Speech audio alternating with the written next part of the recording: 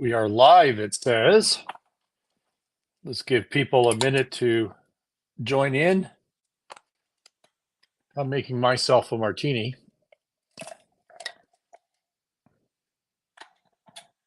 Some of you might think I always do that. Not true. I haven't had a martini in a long time. All right. Cheers, everybody. Happy Wednesday.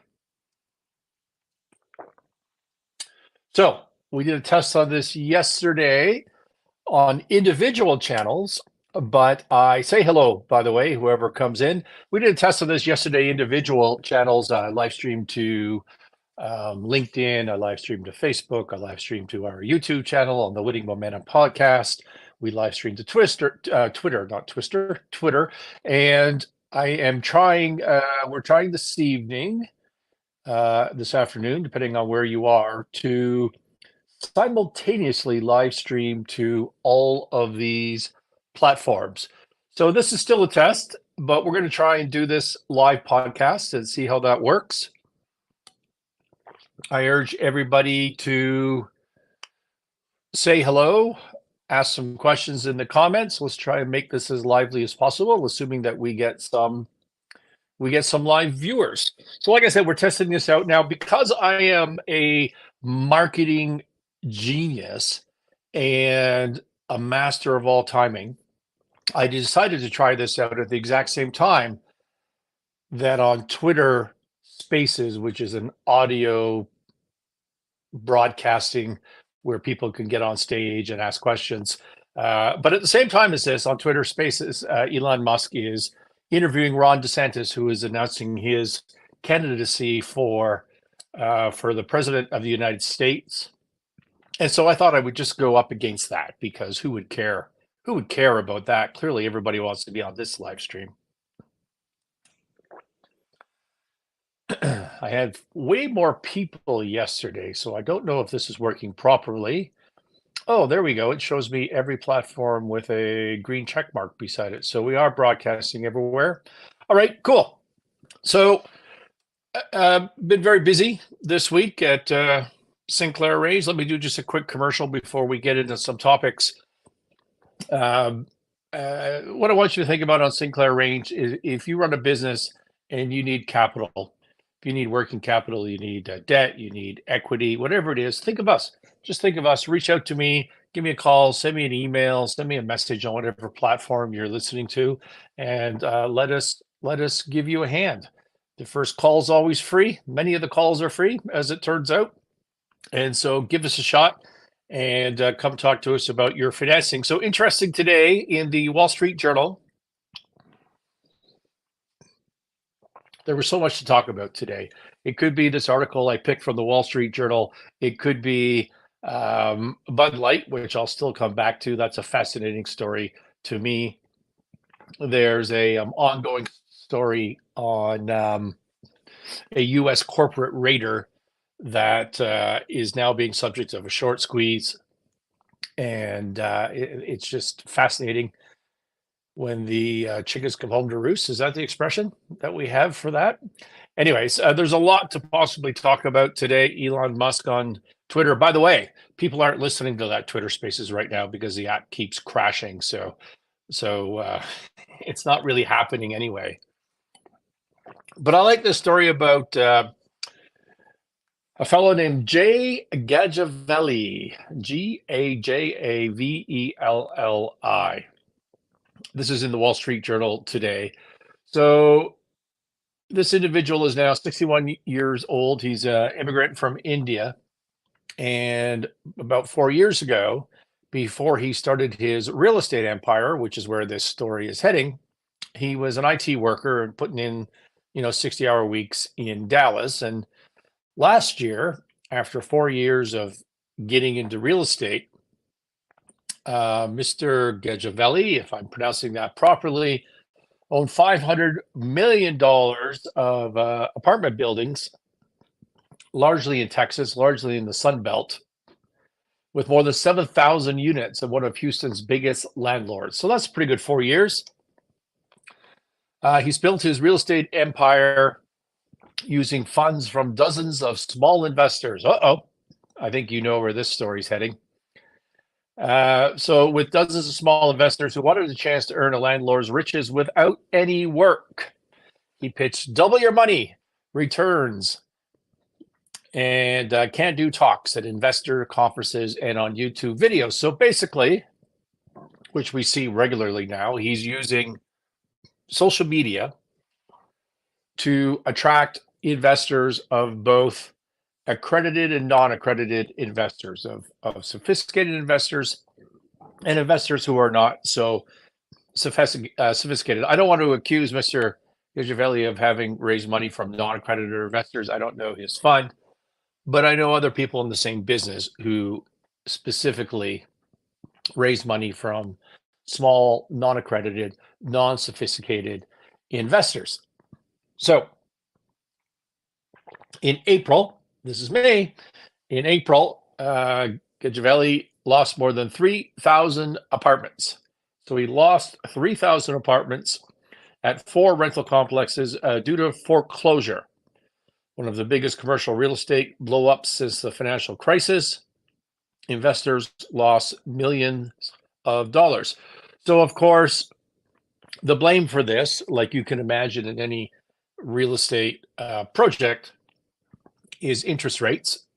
He had, like everybody, floating interest rate mortgages. His loans were an average of 3.5%. So that would have basically doubled, which would have increased his cash monthly need by, say, 50 to 75%. I'm just guessing. I don't have the math on that. But if he, for every $1,000 of payment going out the door on a mortgage, that all of a sudden would have become $1,500 or $1,750. Okay. That plus inflation. All your other expenses went up 10, 15% or more, right? Insurance, taxes, property management fees, maintenance, all those sorts of things would have gone up a lot. Hey, welcome to the live stream that we are testing out here on multiple channels.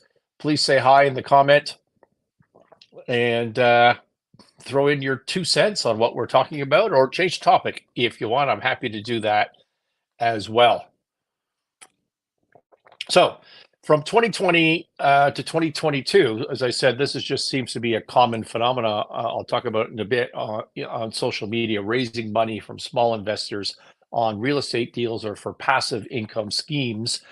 From 20 to 2022, according to the Wall Street Journal, real estate syndicators have raised at least $115 billion from investors. And one example would be a Mr. Hack, I believe it is, who is an investor of Mr. Giavelli. And so this guy is an IT professional in Plano, Texas, it says, and he was the largest individual investor in the company's 4 foreclosed properties. And that him and his wife, both in their 60s, have lost millions of dollars, and they have no hope of ever recouping that money or, funding the rest of their life, basically. So this Giavelli guy, so that's the damage that this type of product can cause. So Giavelli got his start on a bus tour, it says, of Dallas apartment buildings hosted by a real estate investing coach, Brad Sumrock, S-U-M-R-O-K. Sumrock? I don't know, who drives a Ferrari with a vanity license plate APT King, Apartment King, according to his social media posts. He too assembles investors as a syndicator to buy apartment buildings. Sumrock also charges for membership in his real estate investment clubs, as much as $35,000 a year, where he teaches the ropes to prospects. So that seems to be part of the business plan that I have seen. Not only do you co-invest into this person's fund and you pay fees for all that sort of stuff, but you also have to pay for the privilege to be a member of the group to do that. So that's what the Sumrock guy, if I'm saying that properly, is all about. But Sumrock, one of his mentors is Grant Cardone, which now makes this more interesting for me. So a former car salesman from Louisiana turned syndicator, has amassed 4.3 million Instagram followers, and his company bought $618 million worth of apartments in 2019. It's way more than that now. I follow him a little bit on social. In one 2020 presentation, Cardone tells the audience that making only 400 grand a year is embarrassing. My plane eats 2.7 million a year, and Cardone didn't respond to requests for comments. Of course, if you don't, you can follow Grant Cardone or Cardone Capital on his social media, and what you're going to find is he's really good at social media. And there's a bunch of clips, and it's him in his Rolls Royce, and him and his beautiful wife, and him in the big apartment, and him in the helicopter, and him on the jet, everything branded with the GC logo, Grant Cardone.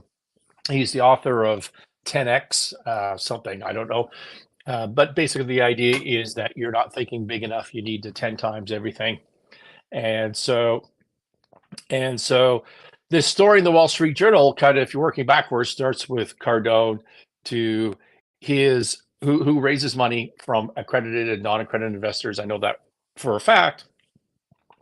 And he's mentored this guy Sumrock, who in turn got Gajavelli into the business, who is now losing his properties, and individuals are losing all of their money that they will never ever replace. So maybe 2 months ago, I don't remember when, I was in Florida one night. I landed at the Fort Lauderdale airport, and I had been put up by my team at just a local motel as I was heading on to other meetings the next day, not in downtown Lauderdale.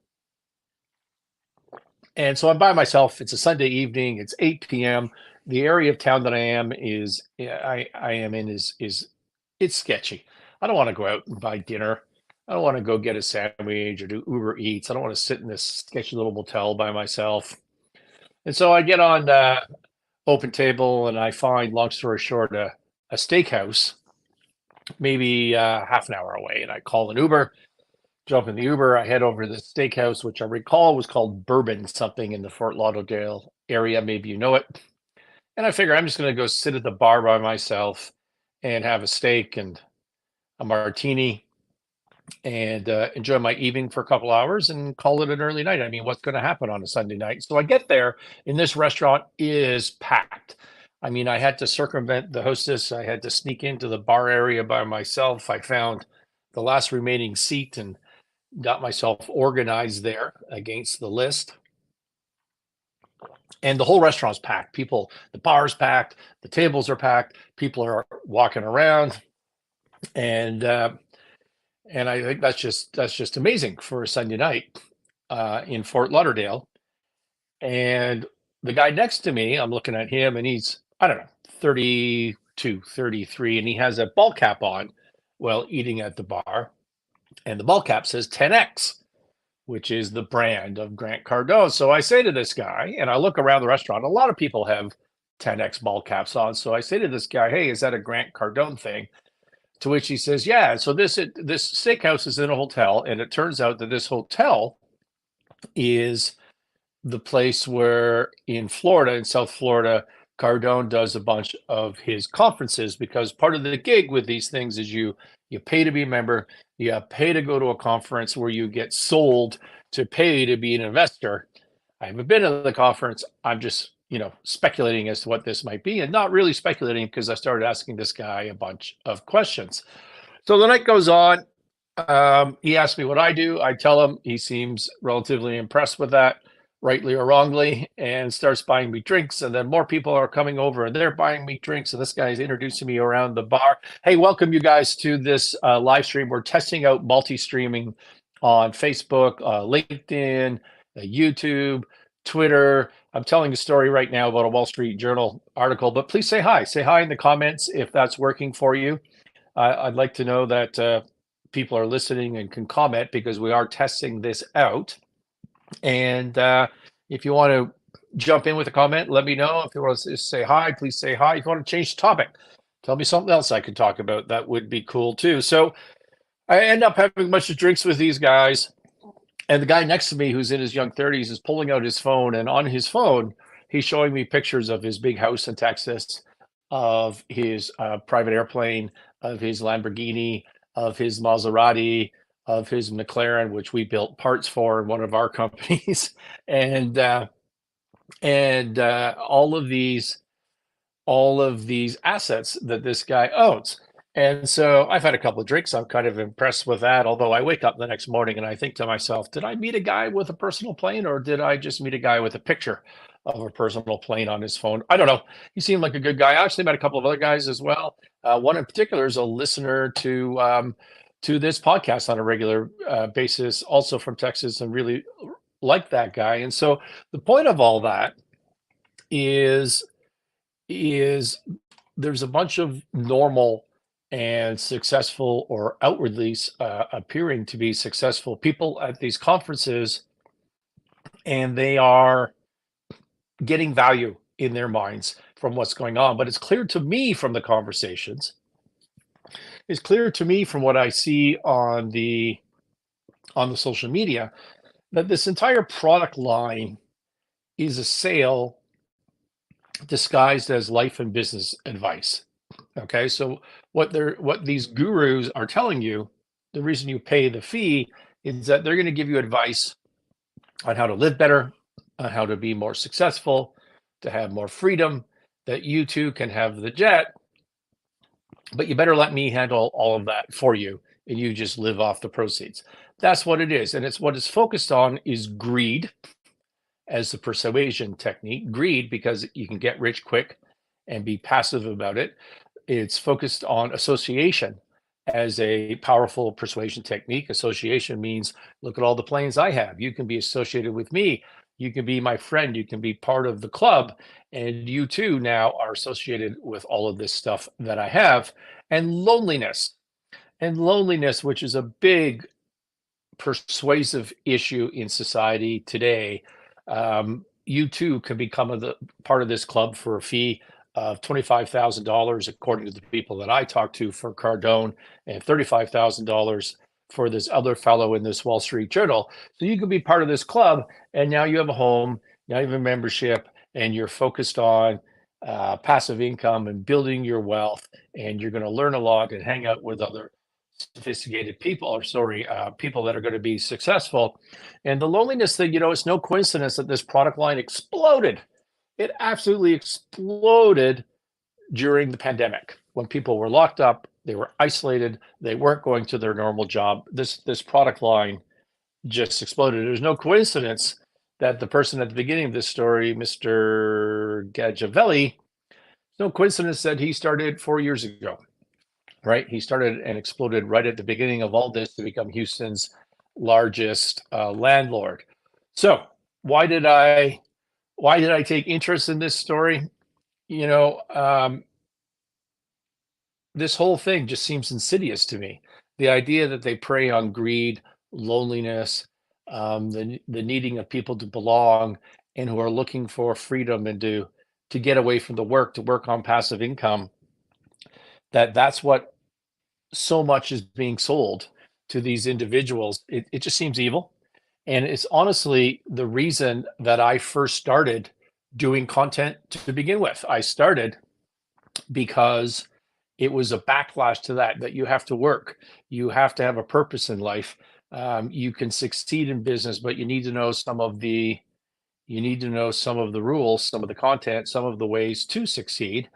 And so that's why I started the content. I've had some touches with the Cardone side, so I found it interesting. And here's some takeaways in my view. Anyways, um, there's going to be a regulatory backlash against this product, guaranteed.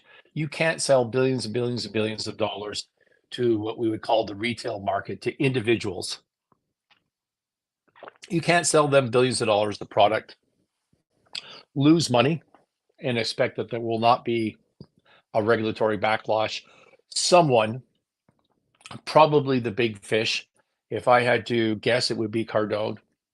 Someone is going to be made an example of, and we'll have to see how that goes over the next year or two. Those that survive, and I don't know that many will, but those that survive the higher interest rates, the inflation, that are able to weather that storm, are going to fail anyways in large numbers when their mortgages come up for renewal, right? So even if you pay your debt service, when it comes to renew, if you had 5-year term or 3-year term, whatever term you had on your mortgage, comes to renew that, you now need to re-qualify to get that mortgage again. And the market's changed. The availability of capital has changed. It's not going to go very well for those people. And so you are going to see 100% for certain a bursting of the multi-unit residential market in the US, probably in Canada too, but certainly in the US. And so that's going to start happening, and it's going to start happening right now. I mean, that's the essence of this article. And therefore, it may be a good time to invest in that space as things are going cheap.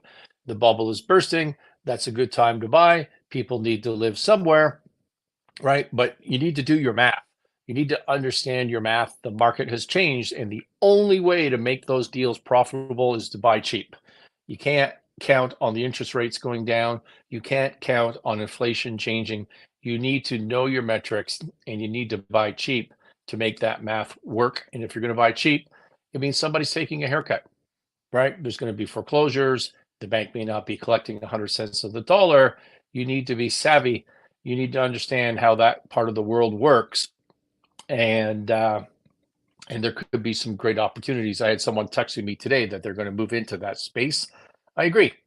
At a societal level, I wonder what are all these social media followers going to do? All these, Instagram followers going to do now that the passive income thing isn't working out, and the people that did that are losing their money.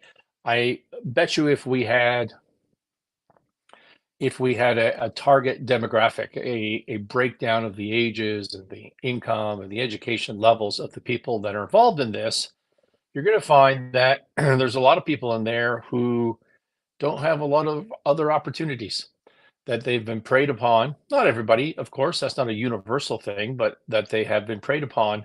And you just need to worry. I worry about the societal impact of that, because you've somewhere up here I had Cardone's, I don't see it now, but he has there you go, 4.3 million Instagram followers. It's not nothing. So anyways, those are my thoughts on that article. And I don't know that the comments are working or that this live stream is even working, since it is a test. But if it is working, I'd appreciate your thoughts on that. I don't know. What do you think? Where do you think this market's going to go?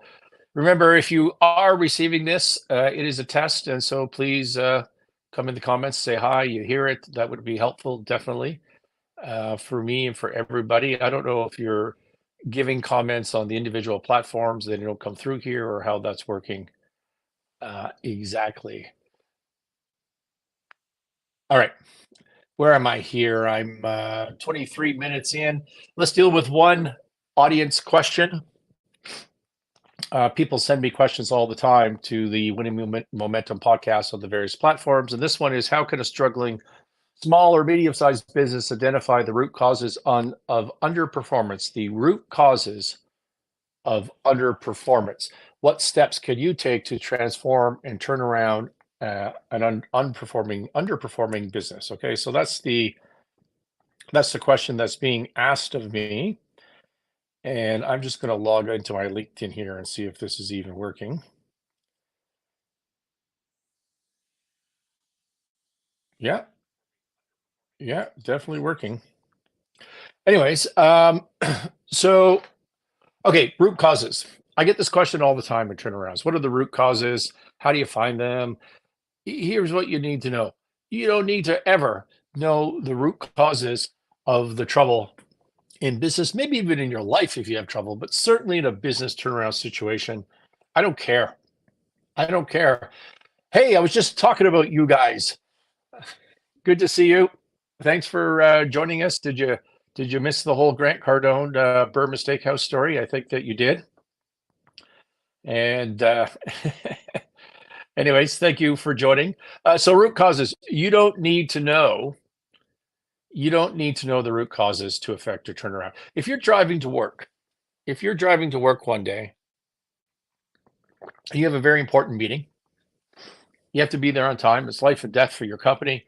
and for sales, for whatever you're doing. And at the major intersection or on the interstate that you're on, there's a huge traffic jam. There's an accident. You're not quite sure what's going on. But there's sirens and ambulances and tow trucks rushing all around. That's a problem. That's a problem. You're going to miss your meeting. You may not get your capital raise. You may not close that huge sale, get that performance review because you're not going to be at work on time. Do you care? Do you care what the root cause of that traffic jam is? You don't care. Nobody cares. What you care about is how you get out of that mess and get around it and move on with your life. At Starbucks, missed the story, bad reception. Oh, no worries. It'll be recorded. So I was reading an article about in the Wall Street Journal about real estate investors who's going under and people are losing their money. And he was influenced by a guy in Texas who in turn was influenced by Grant Cardone. And so I was just talking about that product line and how I met some Grant Cardone people, and they were good people at Bourbon Steakhouse in Lauderdale area. And you are one of them. Thanks for joining in. So you don't need to know the cause of this problem to know that you need to get around the problem and move on with your life. Well, it's the same in the turnaround of a business. You do not need to know the root cause of why you're not making money. What you need to know is how to make money, which is to focus on your key metrics. And the key metrics I talk about all the time on this channel boil down to 2, 3, 4, 5, 5 things. One of them, if you're building a financial model as an investment banker, you're going to have a million assumptions in there, but only 3 to 5 of them are going to drive the entire model in terms of sensitivity. And one of those is going to be contribution margin. Guaranteed is going to be contribution margin. One of those is going to be your fixed costs. One of those is probably going to be your working capital cycle. Excuse me. So you need to identify to affect a turnaround. You need to admit that you need to change. And what specifically do you need to change? You need to change your performance on some of those key metrics. Probably contribution margin as a starting point is what I always preach. And you need to dive in and figure out how to do that. And your options are to pay less for your inputs, charge more for your outputs, right? And that's pretty much it. We'll go in depth someday again on strategies to do that. But the way out of the underperformance is to focus on those contribution margins, for example, or the other key metrics, whatever they are, and to improve your performance on the key metrics. It doesn't matter why you're underperforming on the key metric. The only thing that matters is that you start performing better. Okay, that's what you need to spend your time on. It has nothing to do with root causes. Any management consultant that talks to you about root causes is wasting your time and distracting you. It's not going to help. And it's going to become, I promise you, I've been through it 8 million times. It's going to become a circular argument, right? It's going to get down to, oh, well, we've got, foreign imports in, and we had this issue, and this person did that, but to do this, we had to do that. And it's just going to be this endless bottomless, pit of word salad and things that ultimately become outside your control. And none of that helps you at all, ever. The only thing that helps you is change, and specifically changing your performance on the key metrics that you've identified, which drive your business. There's always 3 to 5 that drive every business, even though there's a lot of nuance to that. So you don't need to. My advice to you is I just don't care about root causes. I wouldn't spend any time looking for them. I never do. What matters is that there's a roadmap going forward, regardless of the causes. If you're stuck in a traffic jam, you're going to miss that important meeting. That's life-changing. You don't care what caused the traffic jam. You just care how the hell you get out of there and move around it. So look, this has been a test. I wanted to do half an hour. I wanted to see if it works. I don't know if it works, but we'll see what gets recorded everywhere.